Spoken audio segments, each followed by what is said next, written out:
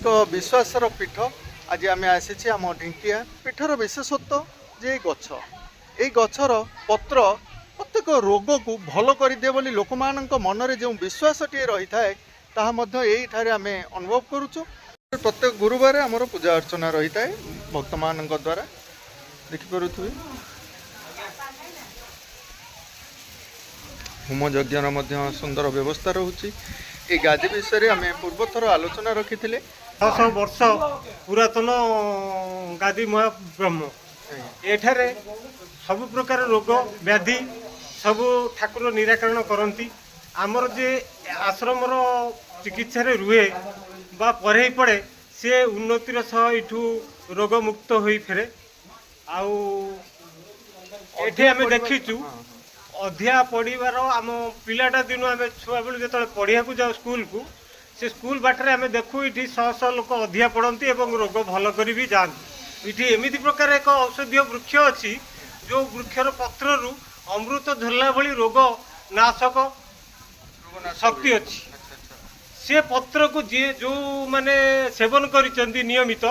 से माने रोग मुक्त होइसेंती। एमिति कि कैंसर रोग मध्य मुक्त होइकि जीवार इठी प्रभात अच्छी बा आगु लोक भल होइसेंती कैंसर भलिया रोग एबे से गछ अछि आज्ञा एबे मध्ये से पत्र दिया एबे एबे भी से पत्र अच्छी। कथा ये कहबा से जो पत्रटी को आगु दउथिले के अधिया जो गादी महापुरुष आगु के थिले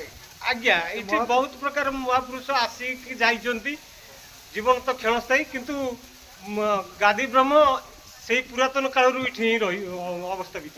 बहुत दूर दूरांत रोगी भी ये आसिक भल हो अलौकिक शक्ति जो महापुरुषंकर अच्छे महापुरुष ना टी कहे जाना चाहूँ। हाँ महापुरुष आमर गादी महापुरुष गादी ब्रह्म महापुरुष केते वर्षर पीठ टी आमर आमे तो कहीपर आज्ञा पुरातन लोक मान ठार शुणीचु ये प्राय 200 वर्ष तलर हेतु पाइला पर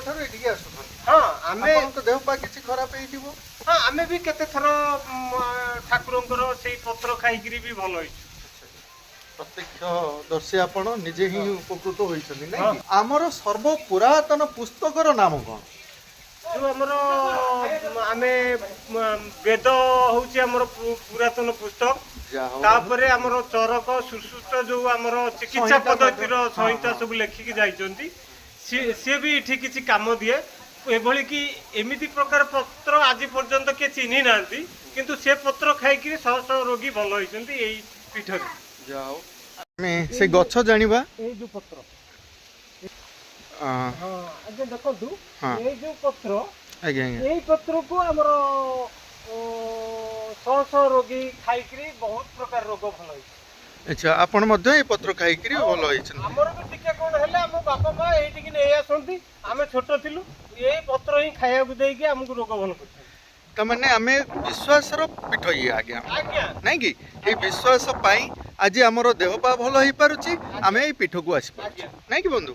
बहुत बहुत धन्यवाद। ए महिमा गादी महिमा विषय रे असंतु माँ मान किसी आलोचना रखा। ढिंकिया ग्राम रे गादी महापुरुषंकर पाखक आम जो आसुचे प्रत्येक गुरुवार ही ये बाबांकर कौन ना अच्छी किसी केवल महापुरुष महापुरुषंकर डाकिले ओ करिवार जो विश्वास आम नहीं आसीचे से विश्वास बलर आज पर्यंत आम चली आसे क्या देह पा खराब हेले आमर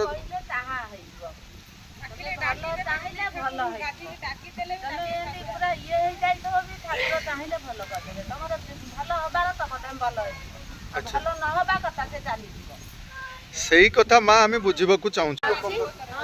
अच्छी ना जानी ना किंतु से भल कर सब रोग को से माने आम कहवा कथा जो विश्वास नहीं आम देह पा खराब हेले आम मैंने आसी थाउ ए पीठ को से पत्र पाई आसी थाउ ना आउ किछि आशीर्वाद अछि भगवान अछंदी बा महापुरुषंकर आशीर्वाद नबु तांको धंडा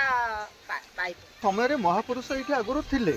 सेही समय रे से गछ पत्र माध्यम रे लोक मान को सहायता करूथिले बा रोग दुखरु भल करि दउथिले से जो विश्वास टिकक नहीं कि आज पर्यंत आम चली आसुचे आज तो बाबा आम पाखे ना जो बाबा हमको असुविधा दूर करते बाबा तो आम पाखे ना समाधि अच्छी समाधि अच्छी बाबा अछंती ସେବକ ଜାଣିଛି ଆଉ ଆଚ୍ଛା ଏବେ ଯେ ଅଛନ୍ତି ସେବକ ଭାବରେ ଏ ସବୁକୁ କାର୍ଯ୍ୟ କରୁଛନ୍ତି ନାଇଁ କି ଆଚ୍ଛା ମା ଆମେ ମହାପୁରୁଷଙ୍କ ପୀଠକୁ ଆସୁଛେ ଆମେ ଦେଖୁଛେ ଗ୍ରାମ ଦେବତୀଙ୍କ ପାଖକୁ ଗଲେ ଯେମିତି ଘୋଡ଼ା ସବୁ ଯୋଚା ହୋଇଥାଏ ଏଇଠି ମଧ୍ୟ ଆମେ ଲକ୍ଷ୍ୟ କରୁଛେ ଏଠି ସବୁ ଘୋଡ଼ା ମାନ ସବୁ ଅଛନ୍ତି ଏଠି କ'ଣ ମା ଗ୍ରାମ ଦେବତୀଙ୍କ ପୀଠ ଇଏ କି ନା ତାହେଲେ ମହାପୁରୁଷ କ'ଣ ଏଇ ଘୋଡ଼ାରେ ଯାତାୟାତ ହୋଇଥାଏ ନା ଘୋଡ଼ାର ବିଶେଷତ୍ୱ କ'ଣ ଘୋଡ଼ାରେ ତାଙ୍କର ଅନନ୍ତ ମାନେ ଅନୁଭବ କରିଛୁ ଯେତେବେଳେ ଘୋଡ଼ାଟିଏ ରହୁଛି ଆଜ୍ଞା ଏ ଘୋଡ଼ାଟିଏ ଏଇଠି ରଖା ହେଇଛି ଆମେ ଜାଣିଛେ ଗୋଜବାୟାଣୀଙ୍କ ପାଖକୁ ଗଲେ ବା ମା ଗ୍ରାମ ଦେବତୀଙ୍କ ପାଖକୁ ଗଲେ ଘୋଡ଼ା ମାନେ ସବୁ ଭକ୍ତମାନେ ଯାଚିଥାନ୍ତି ଭଲ ହେଇଗଲା ପରେ ମାନସିକ ଘୋଡ଼ା ଭଲ ଯାଚିଥାନ୍ତି ହେଇଗଲେ ମୁଁ ଦେବି ତୋ ପାଖରେ ତେଣୁ ଏଇ ସବୁ ବ୍ୟବସ୍ଥା ରହିଛି ଆଚ୍ଛା ଆପଣମାନଙ୍କ ମଧ୍ୟରୁ କାହାର ଦେହ ପା ଭଲ ହେଇଛି କି ଏ ପୀଠରେ ହଁ ହଁ ମୁଁ କାହାର? ଚାଲି ପାରୁନଥିଲି ଆଚ୍ଛା ଆପଣଙ୍କର ଚାଲିଲି ଆଚ୍ଛା କ'ଣ ଯେ ହେଇଥିଲା ଚାଲି ପାରୁନଥିଲେ ଗୋଡ଼ ମେଡ଼ିକାଲ ଗଲି 1000 ଟଙ୍କାରେ ମେଡ଼ିସିନ ଆଣିଲି ଭଲ ହେଲାନି ଆଚ୍ଛା ପୁଣି ବାବା ପାଖକୁ ଆଇଲି ବାବା ପାଖକୁ ଆଇଲି କାନ୍ଦି କାନ୍ଦିକି ଆଇଲି ପୁଣି ବାବା ଭଲ କରିଦେଲେ ମା ଏଇ ବିଶ୍ୱାସ ପାଇଁ ହଁ ଆମେ ଭଲ ହେଇଛି ଆମେ ମେଡିକାଲ ଯିବା ନାଇଁ ଆଜ୍ଞା ହଁ। ଆମ ଦେହ ପା ଖରାପ ହେଲେ ସର୍ବପ୍ରଥମେ ଆମେ ମେଡିକାଲ ହିଁ ଯିବା ମା ମେଡିକାଲରେ ଭଲ ନହେଲେ ବୋଲି ଯୋଉ ମତଟା ରଖୁଛନ୍ତି ନାଇଁ କିଏ ଜାଣେ ଆମେ ବାବାଙ୍କ ପାଖକୁ ଆସିଲେ ଆମର ଭରସା ବିଶ୍ୱାସ ନେଇକିରି ସେ ଭରସା ବିଶ୍ୱାସ ବଳରେ ମେଡିସିନ ବି କାମ କରିଥିବ ମା ନାଇଁ କି ଆମେ ସେଥିପାଇଁ ଭଲ ହେଇଯାଇଛେ ହଉ ମା ବହୁତ ବହୁତ ଧନ୍ୟବାଦ ଆଉ କେହି ସେମିତି ଭଲ ହେଇଥିବ